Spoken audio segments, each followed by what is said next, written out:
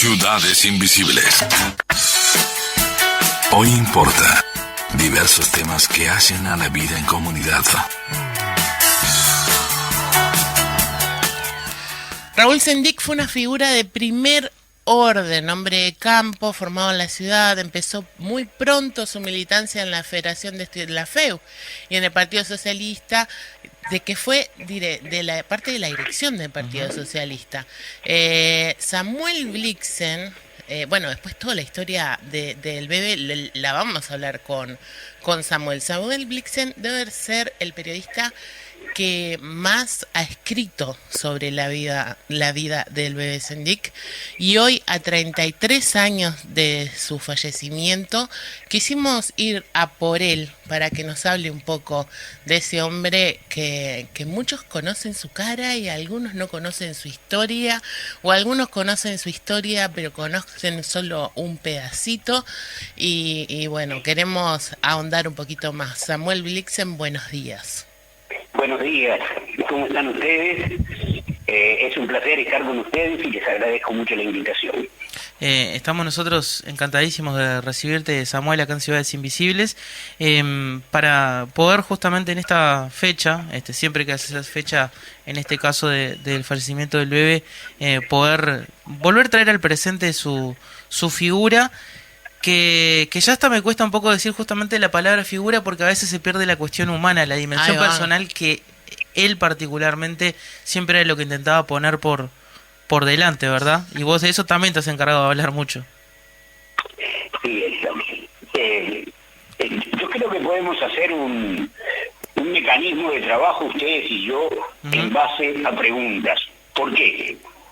Porque creo que ustedes pueden interpretar qué es lo que le importa, o cuáles son los temas que le importan a la audiencia sobre Sendic. Yo puedo hablar horas sobre el bebé, no sé si soy la persona que más ha escrito sobre él. Yo creo que sí, Yo creo que sí. Bueno, pero entonces debe ser porque quizás ese puede ser el arranque. Se ha escrito muy poco sobre el bebé. En realidad, la figura de Sendic, dada su dimensión y su proyección, está completamente olvidada y sumergida. Y no es una circunstancia caprichosa o aleatoria. Es decir, al sistema político no le interesa recordar la figura de Sendic, porque recordar la figura de Sendic es poner sobre la mesa muchas cuestiones urticantes que increíblemente siguen sin resolverse en nuestro país. Tal cual. Bueno, esto que vos señalás, creo que lo compartimos completamente. Hay incluso, cuando uno, por ejemplo, se pone a hablar con personas de otros países de Latinoamérica, se da cuenta muchísimo de esto, de la presencia, de la importancia de Sendic en otros países, y cómo lo tienen mucho más presente, incluso que a veces en la actualidad de nuestro propio país. Claro, yo creo que sí, que como pasa con otras figuras, por ejemplo, de nuestra cultura, durante mucho tiempo fue el caso de nuestros escritores, se conoce más la figura de Sendic en el exterior que en Uruguay. Y no es porque sí. O sea, así como nosotros hablamos, voy a poner un ejemplo. Probablemente en ciertos sectores de la población, sobre todo en los más jóvenes, haya una información bastante básica sobre algunos líderes políticos y líderes revolucionarios, vamos a decir. Por ejemplo, líderes blancos que se alzaron en armas, ¿verdad? Y que a principios del siglo XX, digamos, dejaron su impronta en el país. Y hoy seguimos hablando de Aparicio Saravia, y el Partido Nacional lo recuerda y sistemáticamente habla de la importancia que tuvo ese caudillo, sobre todo en la consolidación de una corriente del Partido Nacional. Seguimos hablando de Aparicio Saravia. De Raúl Sendic no habla nadie, o sea, no está presente en la mente de nuestra población, de nuestros ciudadanos, y solamente en grupos muy reducidos, absolutamente reducidos, se recuerda la figura de Sendik y de alguna manera se sigue analizando las enseñanzas que él dejó en lo que debería ser el proceso revolucionario uruguayo. Yo creo que no es inocente eso, y creo que, para seguir con la analogía de Aparicio Saravia, yo creo que cuando una figura histórica conmueve los cimientos de un país y plantea cuestiones no solamente revolucionarias, sino revulsivas, cuando más profundo es ese proceso de poner en cuestión todo y de hacer reclamos fundamentales, el sistema que tenemos hoy, lo ahoga con el silencio. Y cuanto más importante es y cuanto más trascendente y revulsivo es el pensamiento, el planteo para las discusiones de los temas fundamentales del país, más espeso va a ser el silencio. Entonces, si a Aparicio Saravia lo recordamos, es porque Aparicio Saravia, que se levantó en armas, que generó violencia, ¿verdad?, donde hubo muertos, enfrentamientos, batallas, etcétera, se lo recuerda es porque de alguna manera fue una figura que propendió a la institucionalización de un partido político y a la superación de determinadas trabas que venían de un pasado reciente muy convulso a finales del siglo XIX, donde algunos conceptos de democracia y conceptos de participación ciudadana todavía estaban muy limitados. El aporte de Saravia en ese sentido fue importante con su levantamiento, con su ruptura del orden legal, que es una cosa que hay que tener en cuenta.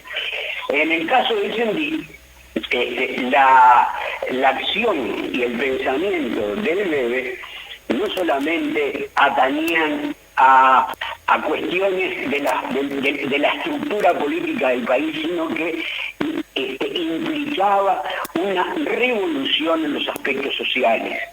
Una revolución que, yo me atrevo a decir, tenía las mismas características de la revolución artiguista, y por eso, quizá, después lo podemos conversar más, el silencio sobre Sendik es tan profundo como el silencio sobre Artigas, donde si nosotros nos paramos a ver, si tenemos a Artigas como un héroe nacional, como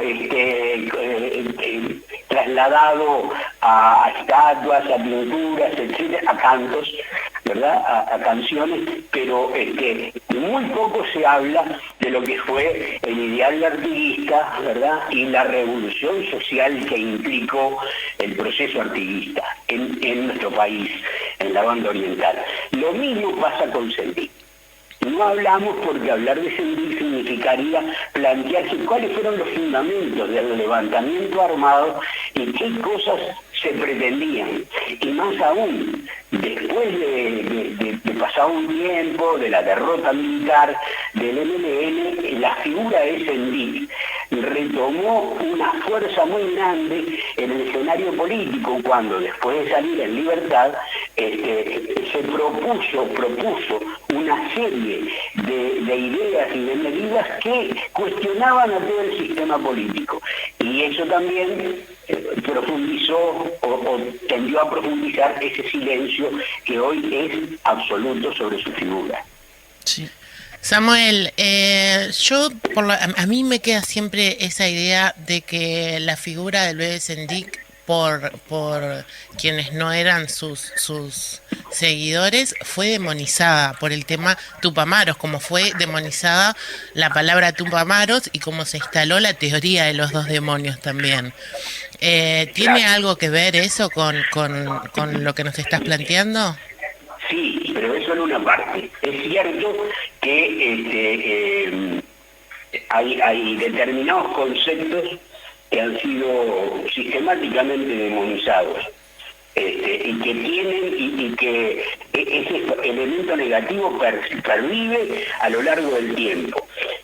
La más común es el concepto comunista, de comunismo, ¿verdad? Es decir, desde la Guerra Fría y aún antes, la apelación al comunismo es una apelación a subversivos, a personas que no deberían ser parte del proceso social y político de un país. Esa es una cuestión ideológica que se acentuó con la propaganda, y entonces comunismo, y sobre todo a lo largo de nuestra dictadura militar, fue sinónimo de elemento absolutamente negativo. Sí, muy heredado del franquismo eso, ¿no? Muy heredado del franquismo, ¿no? De que eso bajo el rótulo también de comunistas engloba todo lo que sea una mínima subversión. Exacto, y además comunista, el concepto de comunistas utilizado por la derecha va mucho más allá del Partido Comunista o de las ideas comunistas. Entonces, el comunista es sinónimo de subversivo, de rebelde, de cuestionador y de individuo, agente peligroso para el sistema vigente. Ese es el concepto. No está fundamentado porque si uno fuera a analizar más en detalle los diversos procesos políticos comunistas en el mundo, es decir, habrían infinidad de matices y tendríamos que analizar bajo otra perspectiva cuál es la incidencia del comunismo y los comunistas en el proceso histórico. Pero a los efectos de la propaganda, el ser comunista es una mala palabra. Sí. Y lo mismo pasó con los tupamaros. Y los tupamaros fueron mala palabra sin que se revisara cuáles eran los objetivos de los tupamaros. Hay tú mencionabas los dos demonios. Yo creo que hay además algo previo a los dos demonios y que tiene que ver con esa concepción tan astuta del que fue presidente, ¿verdad? Sanguinetti, sobre todo en su primera presidencia, cuando fundamentó que la dictadura que él supuestamente condenaba, aunque su militancia de combatir, de combate a la dictadura fue bastante relativa durante todos los años del terrorismo de Estado, pero él instaló la noción de que la dictadura fue consecuencia de la acción de los tupamaros. Y eso, que después se desarrolla en la teoría de los dos demonios, es no solamente falso, sino perversamente inteligente. No sé si logro explicarme. ¿Por qué? Porque oculta todo un proceso histórico uruguayo de una falsa democracia en los años 60 y 70, en los años 60, donde formalmente habían ciertas libertades y relaciones republicanas, pero en realidad era una dictadura legal.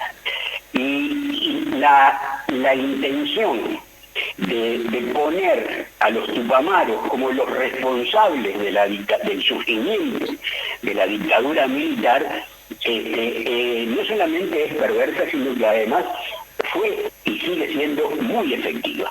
Y tiene otra virtud, y sobre todo por la forma en que todo el sistema de la propaganda política facilita la difusión de esa idea central de Sanguinetti.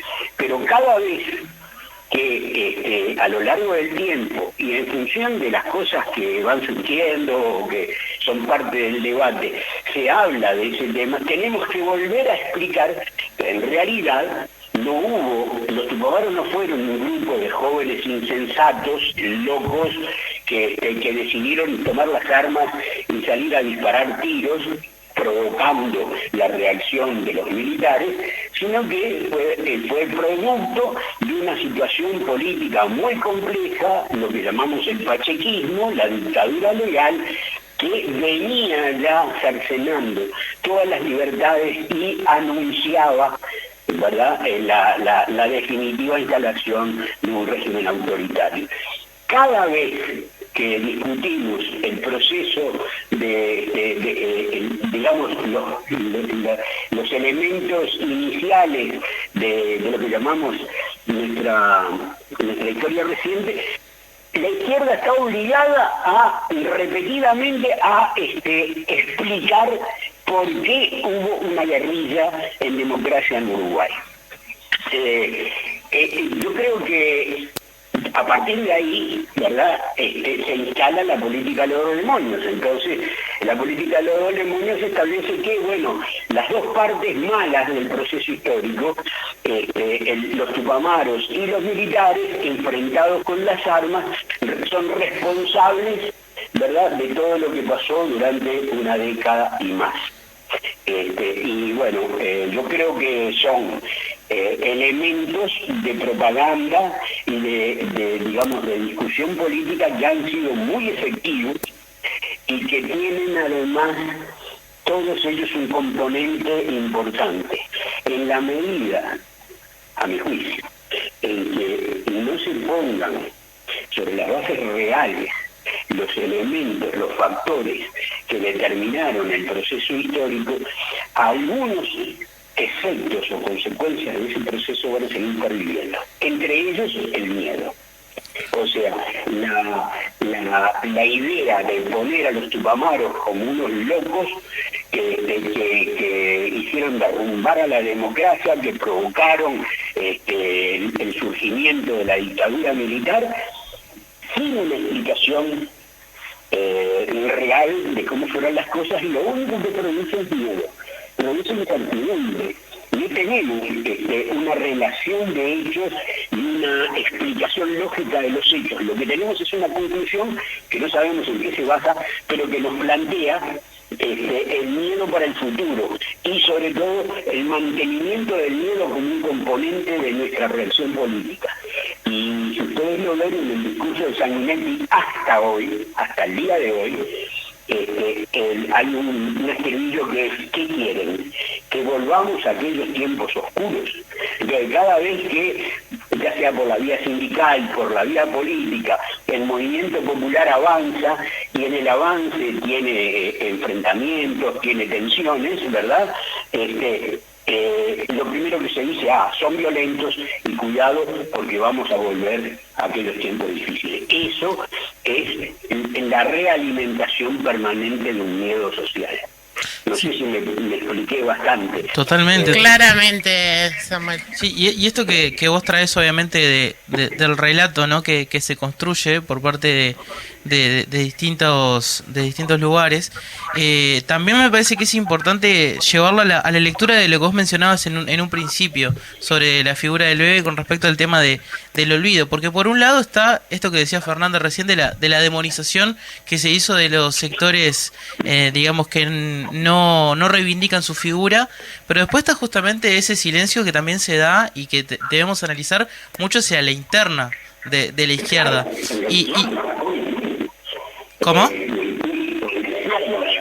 Ese silencio se da en la izquierda también. Por eso. Incluso en la interna de los grupos que son, vamos a llamar, herederos críticos de aquel movimiento de liberación nacional. Exacto. Y también ahí hay silencio.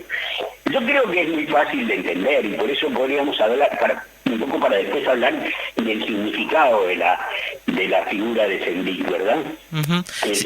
Yo creo que la izquierda, lo que llamamos la izquierda, es la conformación de variados sectores y tendencias y grupos con definiciones ideológicas, definiciones estratégicas y definiciones políticas, que confluyen en algunas coincidencias y que tienen también visiones muy divergentes.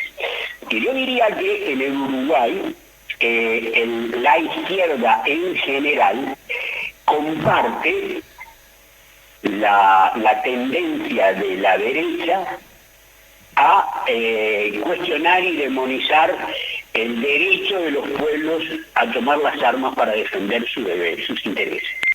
En definitiva es la gran propuesta antirrista, ¿no? O sea, no se me está saliendo como una especie de eco. No, pero te escuchamos. Nosotros te estamos escuchando bien. Bueno, perfecto. Entonces, es decir, el concepto de pueblo en armas de Artigas, ¿verdad? Uh-huh. Y ese concepto no es compartido por por vastos sectores de la izquierda. Entonces, aun cuando no tienen la misma calificación que tiene la derecha sobre los tupamaros y sobre las figuras principales de los tupamaros, como se dice, no obstante, coinciden en esa estrategia de silencio porque no les interesa debatir aspectos fundamentales como cómo procesar un proceso revolucionario. Y fíjense que incluso en la izquierda se ha dado ¿cómo decirlo? Es decir, se ha dado una coincidencia con la derecha en el sentido de que la violencia revolucionaria debe ser condenada. Entonces, en ese sentido, resulta que el silencio que hay sobre Sendik, sobre la figura de Sendik, sobre la trayectoria de Sendik, sobre las propuestas de Sendik, han quedado completamente disminuidas, entre otras cosas porque a la izquierda no le interesó discutir esas propuestas. Hay un episodio de Sendik después que es liberado, junto con todos los demás presos políticos, donde él plantea la creación de un frente grande. Esa concepción de frente grande que después de alguna manera se fue plasmando cuando el Frente Amplio tuvo necesidad de ampliar sus bases porque llegó a la conclusión de que si no habían mayorías nacionales era imposible obtener el gobierno. De alguna manera se cayó en aquel Frente Grande que implicaba, entre otras cosas, diluir un poco la esencia de los principios del Frente Amplio, sin los cuales no iba a ser posible hacer alianzas con sectores más de centro, por ejemplo. Bueno, esa propuesta de Sendik en 1985 fue completamente ignorada. Y yo que estuve estudiando la vida de Bebel, y cuando escribí el libro hice innumerables entrevistas a personas que lo habían conocido, que habían debatido con él, que habían militado con él, y preguntaba sobre este aspecto, y no logré establecer la causa de por qué hubo ese aislamiento en 1985. Yo tengo la sensación, y esto es muy personal, ¿no? Que la figura de Sendik, su capacidad política, su visión política y su valentía política, de alguna manera asustaba a aquellos que podían ser parte o que podían compartir sus ideas y establecer líneas de acción para imponerlas. Es decir, tenían miedo, tenían de alguna manera, sentían que podían ser opacados por Sendik.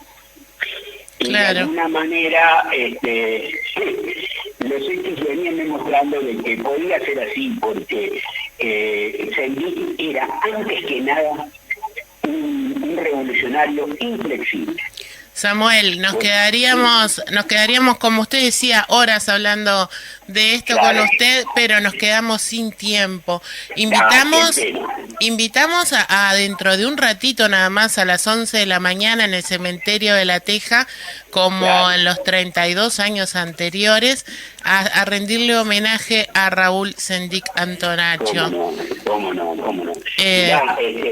Lamento que me extendí en algunas cosas y no hablamos sobre algunos de los aspectos de la vida de Sendik que son ejemplos para el futuro y para los jóvenes, pero bueno, tendremos otra oportunidad de hacerlo. Sin duda. Y yo les recomiendo que se vaya a La Teja, al cementerio, para, digamos, recordar a Raúl. Yo desgraciadamente estoy casi impedido y no voy a poder ir, como digo, todos los años, pero en el espíritu estoy con los compañeros ahí. También vamos a decirles que este año el homenaje se hace un poquito más grande, también a Senia Ité y a Jorge Zabalza, dos puntales del movimiento y de la resistencia que, bueno, que fallecieron hace muy poquito tiempo. Samuel Blixen, es un honor para nosotros que haya estado en Ciudades Invisibles. Estamos a las órdenes siempre y nos estamos encontrando. Bueno, y nuevamente, muchas gracias a ustedes y un saludo a la audiencia. Hasta la próxima, Samuel, y nos vamos a la pausa escuchando Por la Tierra, en este caso, para poder justamente recordar la figura de Loewe Sendik en una de las canciones que tanto lo pueden recordar, de Aníbal Zampayo, que lo volvemos a traer, al igual que ayer en la columna de Ibu. Estamos zampalleros. Sí, sí. Yo soy Utah, por la lógica con sentir. Vamos por la paz, por la tierra con sentir. Vamos por la paz, la tierra o el fusil. Estás escuchando Ciudades Invisibles.